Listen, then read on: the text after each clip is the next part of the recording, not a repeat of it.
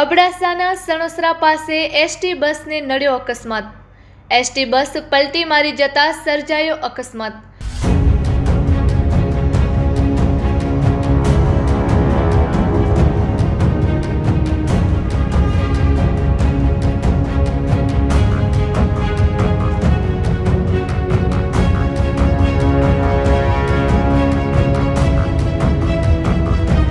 અકસ્માતમાં 5 થી 6 લોકો ઈજાગ્રસ્ત થયા હતા। ઈજાગ્રસ્તોને સારવાર માટે હોસ્પિટલ ખસેડવામાં આવ્યા। Report by Rameshbhai Bhanushali, Naliya, Abdasa, Kutch.